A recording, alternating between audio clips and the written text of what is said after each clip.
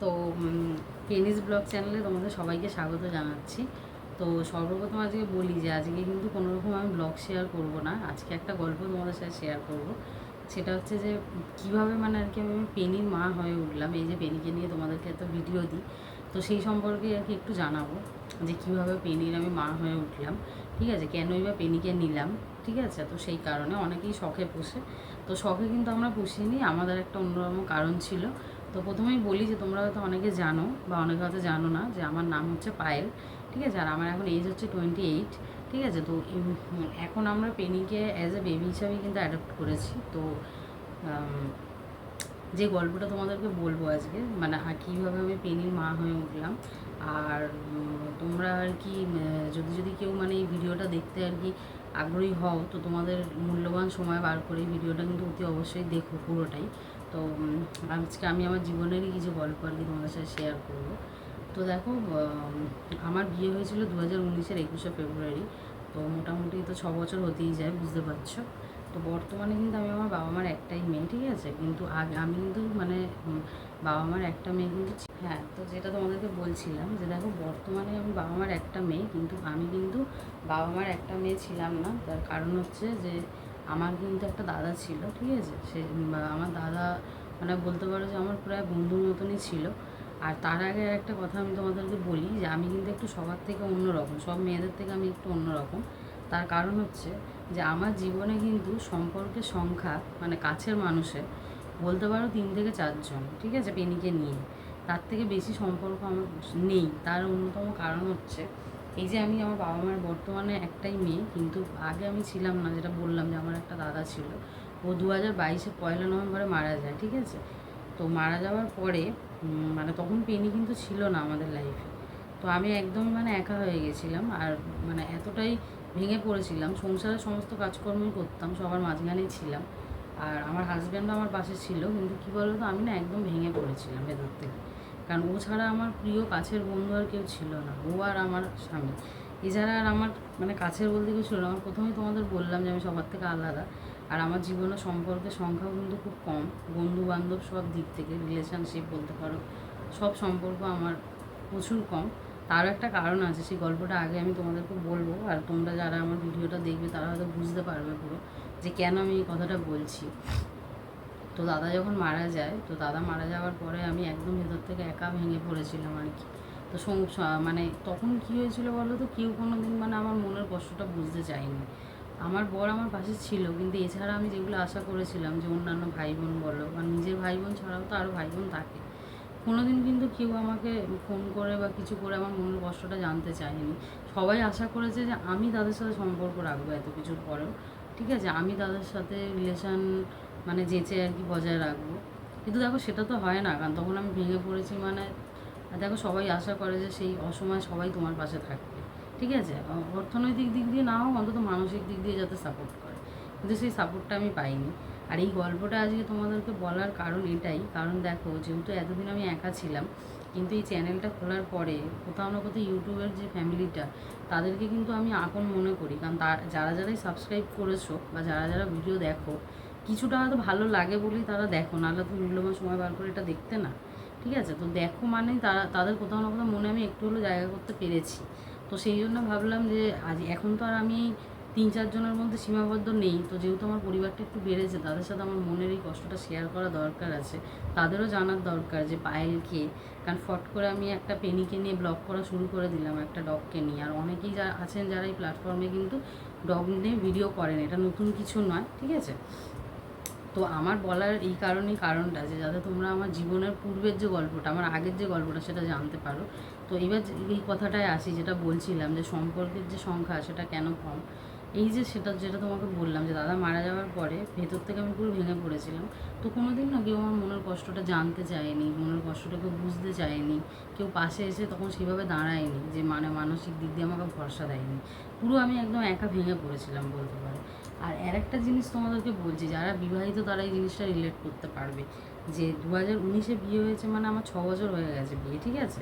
এবার এই 6 বছরের বৈবাহিক জীবনে একটা বাচ্চা না থাকাটাও কিন্তু একটা বিশাল ট্রমা, ঠিক আছে। যদিও আমরা এটাকে সেরকমভাবে কোনো দিন নিইনি, বা তোমাদের দাদাভাইও আমার কোনো দিন বলে না যে এক্ষুনি বেবির দরকার বা কিছু, বা আমিও সেরকমভাবে কোনো নিই, কারণ আমি জানি ভগবানের আশীর্বাদ থাকলে আমাদের হয়ে যাবে একদিন না একদিন। কিন্তু এটাও একটা কিন্তু বিশাল একাকিত্ব যে বেবি একটা টাইমে না থাকা, এটা একটা একাকিত্ব। ঠিক আছে, যাই তুমি করো, তুমি টিউশানি করো, যাই করো, আমিও পড়াতাম একটা টাইমে মাঝখানে, এখন ছেড়ে দিয়েছি, এখন ভিডিও করছি আর পেনিকেই দেখছি খালি। তো ওই সব সমস্ত কিছুর মধ্যেই ছিলাম, কিন্তু একটা একাকিত্ব আমার জীবনে ছিলই। ঠিক আছে। আর দাদা চলে যাওয়ার পরে তো সেই যে আমার যে প্রিয় যে সম্পর্কের যে লিস্টটা, যে আমার বাবা মা আমার স্বামী, সেখান থেকে আরও একজন কমে যায়, আর পুরো আমি ভেঙে পড়েছিলাম। আর এদিকে বেবিও ছিল না, পুরো একা হয়ে গেছিলাম। তো তখন আমরা একদিনকার ডিসাইড করলাম যে তখন ডিসাইড করেছিলাম তোমার দাদা আর আমি যে একটা আমরা ডগ অ্যাডপ্ট করবো। ঠিক আছে। তো পরিবারের মানে অতটা কেউ খুশি ছিল না এই কথাটা শুনে, অনেকেই ছিলেন যারা খুশি ছিলেন না, তো আলাদা করে আমি তাদের নাম নিতে চাইছি না। তো অনেকে ছিলেন না খুশি, এবং ডগের যেহেতু অনেক ঝামেলা আছে, মানে সরি যাদের তোমাদের আছে, যাদের তোমরা তারা অনেকেই জানো যে ডগের কিন্তু অনেক কাজ থাকে। ঠিক আছে। মানে আজকের পেনির বয়স হচ্ছে 1 বছর হলো এই ফেব্রুয়ারিতে। এই 1 বছরে কিন্তু আমার হাতে জল শোকানো অবধি হয়নি, মানে এমন অবস্থা হচ্ছিল, প্রচুর পটি টয়লেট। এখন তো কমে গেছে 1 বছর বয়সে এসে, কিন্তু প্রথম কয়েক মাসে কিন্তু বিশাল খাটুনি থাকে। তো সেই সব ভয়ে বলো বা সেই সব কারণে বলো, অনেকেই এইসব অসুবিধায় জড়াতে চায়নি বা এইসব জ্বালাতে তারা থাকতে চায়নি। কেননা দেখবে নাতি নাতনি থাকলে না একটা আলাদা এক্সপেকটেশন থাকে যে করবো, বা ফ্যামিলির লোক ইনভলভ হতে চায়, কিন্তু ডগের ঝামেলাকেও নিতে চায় না। যাই হোক, আমি সেসব কোনোদিন আশাও করিনি, কারণ আমি জানতাম আমি নিজে নিচ্ছি মানে আমি নিজেই মানুষ করবো, আমার অন্য কারোর কোনো সহযোগিতার প্রয়োজন নেই। তো আমরা একদিন ডিসাইড করি, এবং সেই অনুযায়ী আমি আর তোমাদের দাদাভাই একদিন সকালবেলা বেরিয়ে পড়ি ডগ নেবো বলে। ঠিক আছে। তো প্রথম আমরা কয়েকটা দোকানে যাই, তো সেখানে ডগ অ্যাভেলেবেল ছিল না, সেখানে বলেছিল যে অর্ডার দিলে ওরা এনে দেবে। তারপর আমরা যাই, এটা একদমই তোমাদের সাথে আমাদের নিজেদের লাইফের সত্যি ঘটনাটাই আজ শেয়ার করছি। তো তারপর আমরা যাই, আমরা ঢাকুরিয়াতে থাকি। ঠিক আছে। আমি ঢাকুরিয়ায় থাকি। তো আমরা ঢাকুরিয়ায় যারা থাকো তারা জানো যোধপুর পার্কের ওখানে একটা পেট প্লাজা আছে। ঠিক আছে। ওই পেট প্লাজাটাতে আমরা যাই। তো ওখানে যাওয়ার পরে আমরা দেখতে পাই যে সাধারণত পেট স্টোরে গেলে তোমার কাছে 3-4টা অপশান তো মিনিমাম থাকবেই, যে তুমি বেছে নিতে পারো ডগের মধ্যে, যে এটা না হলে ওটা, ওটা না হলে ওটা।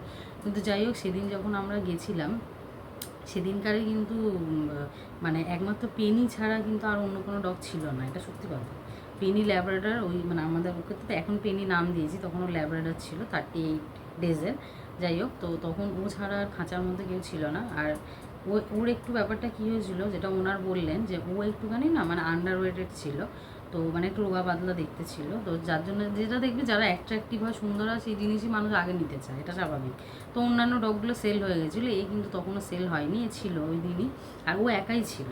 তো যথারীতি তোমাদের দাদাভাইয়ের ওকে দেখে পছন্দ হয়ে গেছিলো। ঠিক আছে। তো তোমাদের দাদাভাই, আর যেহেতু আমাদের কেনার মন করে আমরা গেছিলাম, তো বুঝতেই পারছো যে যেটা পেয়েছি সেটাই ভালো, এরকম একটা ব্যাপার। আর যেহেতু ডগ সম্বন্ধে কোনো এক্সপিরিয়েন্স ছিল না, এটাই আমাদের প্রথমবার, তো যেটা পেয়েছি সেটাই বেশ আনন্দ হচ্ছে। তো যাই হোক, তো ওনারাও বললেন যে ডাক্তার এলে তোমরা দেখিয়ে নিয়ে ডাক্তারকে সাথে মানে ট্রিটমেন্ট করিয়ে নিয়ে ডগকে তারপর তোমরা কিনতে পারো, কেননা আগে দেখে নাও যে কী সমস্যা আছে না আছে, মানে ওখানে যে ওনারা তানারাই বললেন। তো ডাক্তার 12টায় এলো, তো ডাক্তারকে দেখালাম, দেখানোর পর উনারা ওষুধপত্র দিল আর বললো একটু আন্ডারওয়েট আছে, এছাড়া আর কোনো এমনি ইস্যু আপাতত নেই। তখন 3 কেজি সামথিং এরকম হয়েছিল। ঠিক আছে। মানে বয়সটা মানে ওয়েটটা একটু কমই, অন্যান্য ডগের আর একটু সামথিং বেশি থাকে। যাই হোক, তো ডাক্তার তাই বলেছিলেন আমাদেরকে। তো তারপর ওই যে পেনিকে আমরা নিয়ে এলাম মার্চ মাসে, 2024-এর মার্চ মাসে নিয়ে এলাম। সেই থেকে তারপর আস্তে আস্তে কিন্তু পেনির ওয়েট বাড়তে থাকলো, আমি যেরকমভাবে ওকে যত্ন করেছি। ঠিক আছে। সেই সময় তোমাদের সাথে কোনোরকম কিছু শেয়ার করা হয়নি, কারণ 1 বছর কিন্তু কোনোরকম সোশ্যাল মিডিয়া প্ল্যাটফর্মে পেনির কোনো ছবি, পেনির কোনো ভিডিও কিচ্ছু আমরা আপলোড করিনি। ঠিক আছে। ওই 1 ইয়ার পুরো আমি পেনির পিছনে ইনভেস্ট করেছি, একটা মা যেরকমভাবে তার বাচ্চাকে মানুষ করে পুরো সেরকমভাবেই আমি করবার চেষ্টা করেছি। ইভেন মানে কিছু কিছু ক্ষেত্রে যাদের ডগ আছে তারা হয়তো জানো যে কিছু কিছু ক্ষেত্রে কিন্তু একটা বেবি যে লালন পালন করার থেকেও কিন্তু ডগের খাটুনিটা অনেক বেশি হয়ে যায়, কারণ তোমাদের কাছে অপশান থাকে যে তোমরা হাগিজ এই জাতীয় কিছু করাতে পারো বাচ্চাদেরকে, ডগেদের ক্ষেত্রেও থাকে, আমি সেটা বলছি না যে থাকে না, কিন্তু বিষয়টা হচ্ছে যে সেগুলো অনেক ব্যয়বহুল হয়, কারণ অনেক বেশি দাম হয়, এবং মানে অনেক সময় দেখবে অনেক ডগরা পড়তেও চায় না, খুলে ফেলে দেয়, কারণ আমাদের পেনিই তাই, যেহেতু ছোটো থেকে পড়েনি এখন আর পড়তে চায় না, খুলে ফেলে দেয়। তো সেই কারণে আমাকে ওকে এমনি রাখতে হয়েছিল, আর ও টয়লেট পটি করতো, সেগুলো আমি পরিষ্কার করতাম। আর আমার কাছের অনেক মানুষরা এগুলো দেখেও পালিয়ে যেত, কেননা তারা মানে এইসব ঝামেলায় পড়তে চাইতো না। যাই হোক, তোমাদের ওই যে প্রথমেই বললাম যে আমি ওসব আশাও করিনি।